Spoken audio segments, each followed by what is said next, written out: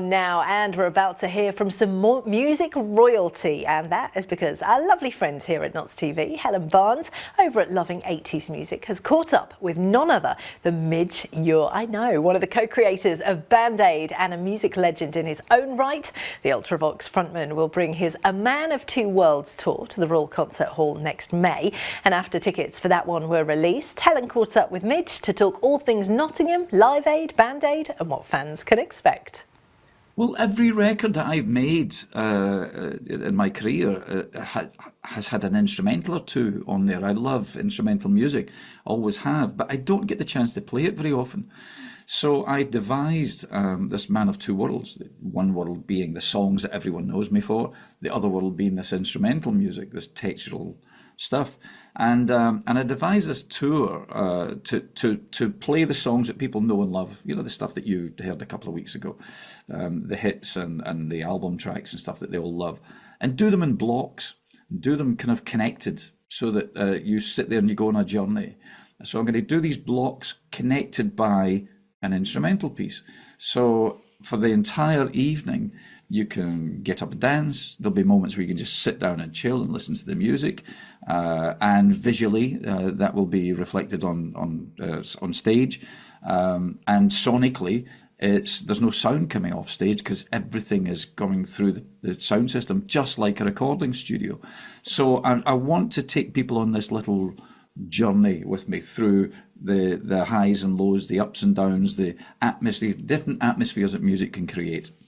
This is such a clever idea, Midge. Are these sort of songs, instrumental pieces then that have never been heard by your fans before? Well, maybe never been heard live or heard very rarely live.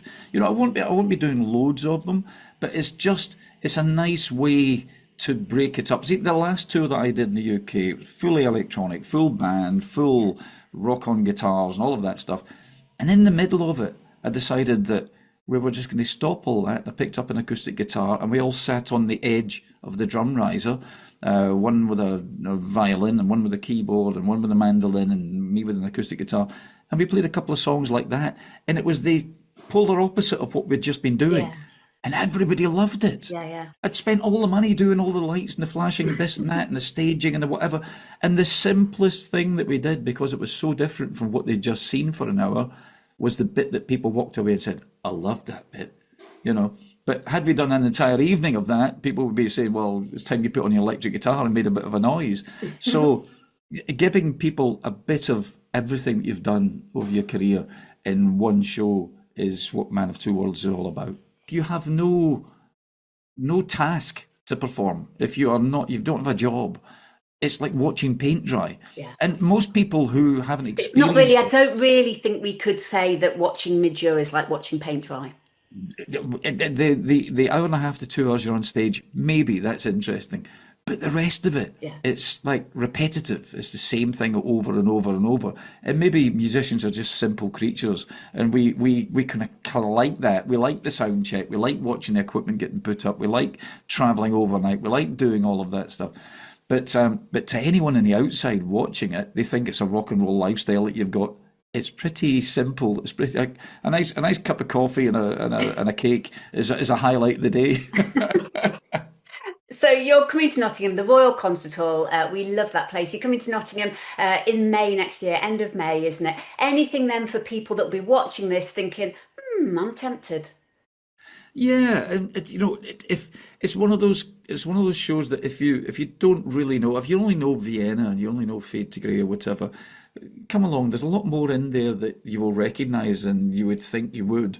And the band are fantastic. My band are just they're multi-instrumentalists. They are so good at what they do. It's just it's a lovely experience. So if you fancy it, come along. Fantastic. And finally, last weekend I was watching Live Aid when they were broadcasting it again, 40 years on. Just tell us a little bit about that. Were you watching? I did. I watched some of it. Again, the parts of it I didn't see on the day. I still haven't seen all the American side of things because after Live Aid I went to bed because I'd just flown in from Los Angeles the day before. I watched the documentaries. I thought they were brilliantly done and very fair and very balanced. and told the story a lot better than people think. I think people know bits of it and then fill in the gaps themselves. And the reality is, the documentary showed the full thing. What a great chat. Love that. Thank you, Helen. Thank you, Midge. It's time for your sport now, and we're starting with Nottingham Forest.